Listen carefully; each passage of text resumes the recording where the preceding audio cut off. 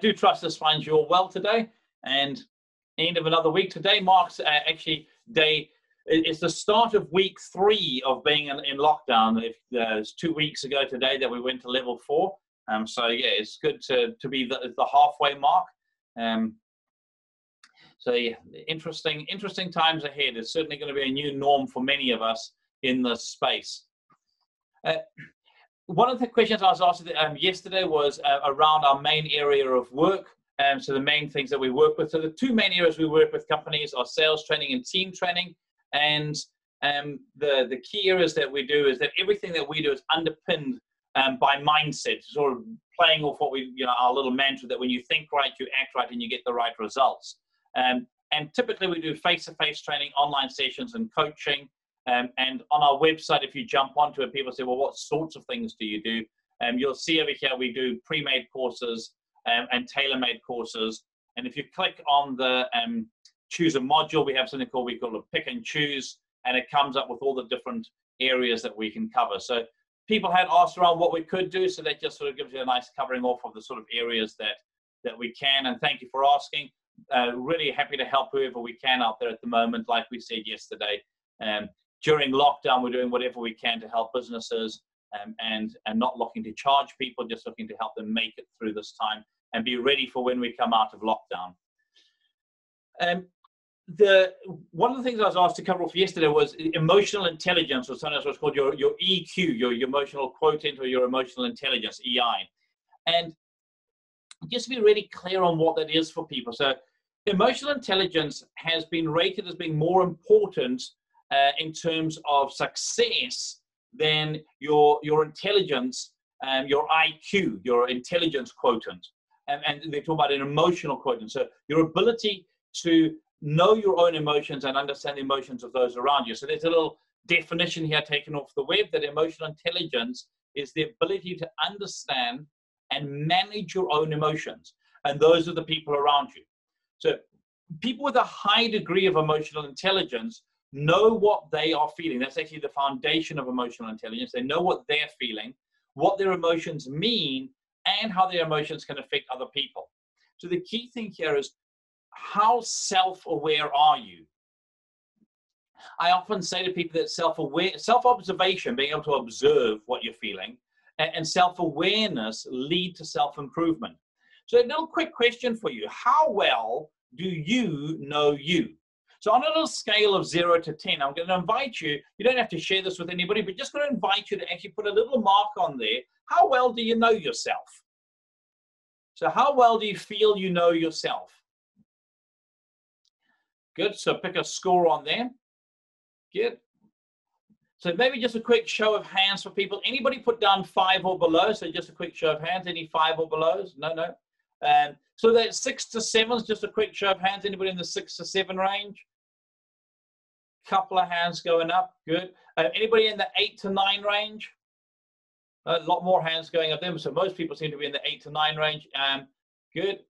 And anybody in the 10 range? Anybody figure they know themselves? A couple of people going there. Good. Okay. So here are a couple of quick questions for you. Do you know your height? So I'm going to guess most of you are going to say yes to that. Do you know your weight? Do you know your blood type? Do you know your blood pressure? Do you know your blood sugar levels? Okay. Now, those are just physical attributes about yourself. So when I talk about how well do you know yourself, normally most people get the height and weight. Most people go, yeah, I've got that. Blood type, about 2/3 of people know their blood type.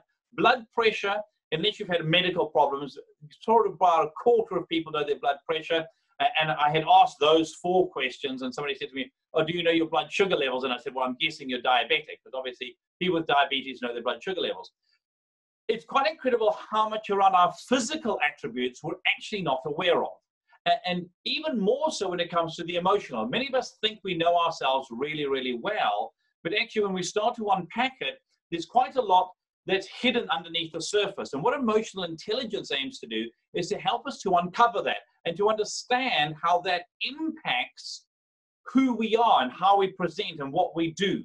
So another quick show of hands, if you could. How many of you have observed yourself doing something that you wish you didn't do? So whether it's being procrastinating, reacting in a certain way, acting in a certain way that you wish you wouldn't. How many of you can relate to that? So quick show of hands if you can relate to that. Yep, so pretty much getting everybody going, yeah, that's me, I can relate. What emotional intelligence does is it helps us to understand why we sometimes act and react in a certain way, why we feel certain things. So here are another quick few tests. I talked about the foundation of emotional intelligence is self-awareness.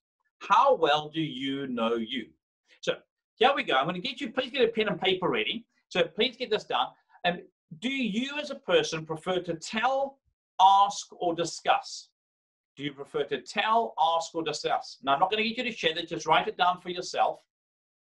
I've got about half a dozen questions, so I'm going to fire through them fairly quickly. Good. Do you think to talk, or do you talk to think? So some people, I'm a talk to think. When I'm talking, my brain's working, and as I'm talking, sometimes you're going to be talking to me, and I'm talking away, and then I'll suddenly change tack halfway because I suddenly go, oh, that's where I think I was going. And so I talk to think. One of my very close friends, he thinks before he talks. And it took me quite a long time to get to learn to have a conversation with him because I would chat away to him and I go, what do you think? And he'd go,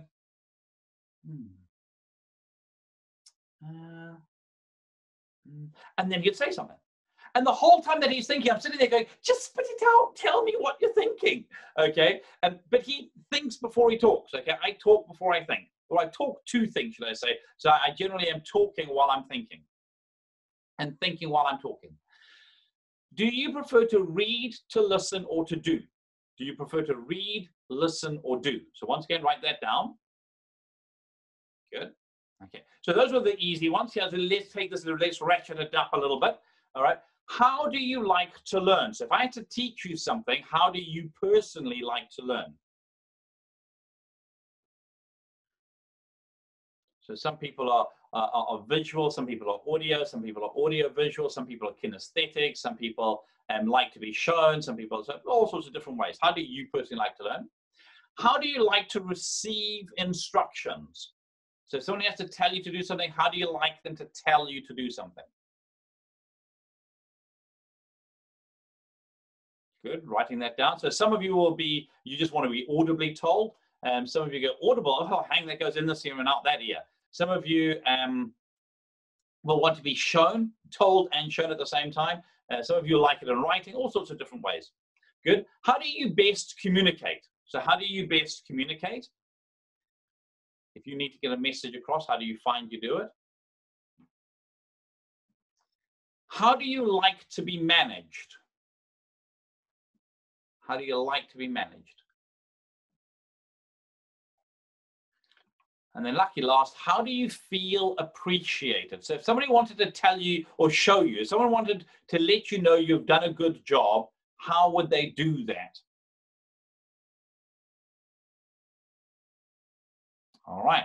So 2 questions for you. First of all, how easy was it for you to answer those questions? So that's the first thing. How easy was it for you to answer those questions? And if it was very easy, then chances are you know yourself quite well. Next question.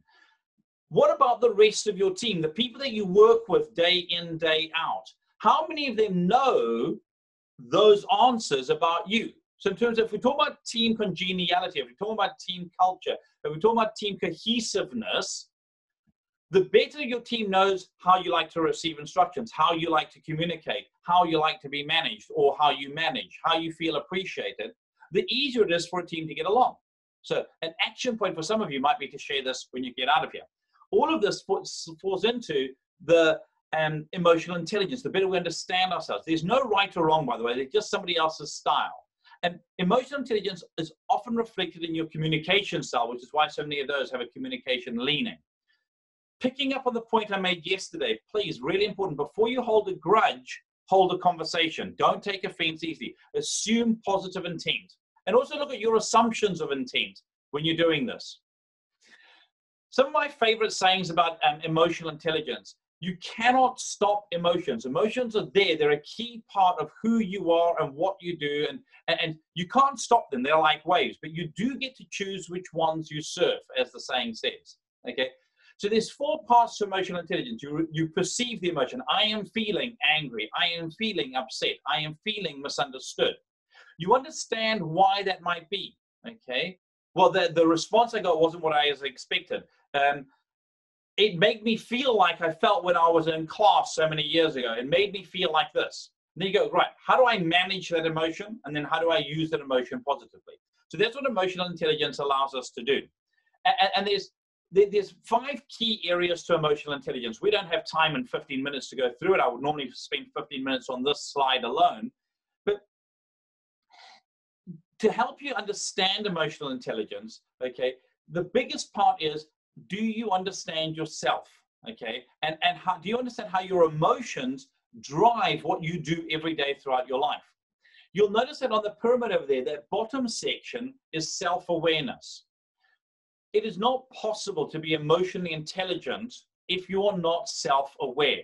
If you do not allow yourself to be honest and say, I am feeling upset, I am feeling angry, I'm feeling hugely frustrated. And part of self-awareness and part of emotional intelligence is how big is your vocabulary go when it comes to words, okay? And to describe your emotions. Are you even able to describe it? You know, are you angry or are you incensed? Are you upset or are you devastated? Okay, so what sort of words have you got that you allow yourself to be able to triage or to gauge the emotions that you've got? How well do you know your own emotions? Because you see, the moment you're aware of your emotions, you're not just suddenly, I was like this and then snap, I'm like that, I'm like, rah, I want to go rip somebody's head off, and I don't even know how I got from being calm to that state. You know, that's what a little bit of road rage is like. You're driving down the road and the next thing, someone pulls in front of you and you just feel your emotions fly off the handle, okay? That is not good emotional intelligence, okay?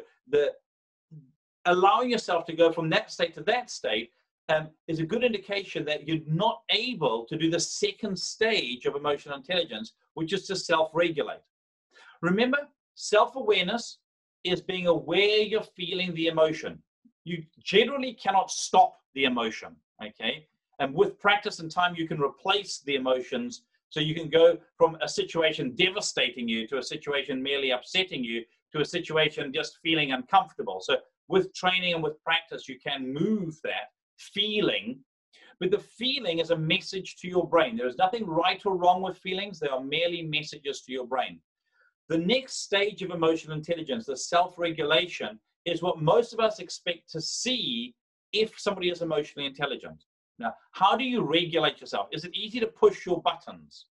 I often talk about some people having their emotional remote control around their neck. And, you know, someone can come and push your buttons.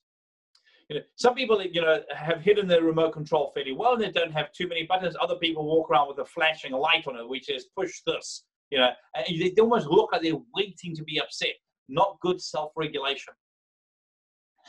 Then the middle of the pyramid talks about motivation. Now, motivation is very interesting. If you were to draw a line through the middle of that little quadrant motivation, the motivation, self-regulation, and self-awareness is very much an internal work. How do you motivate yourself?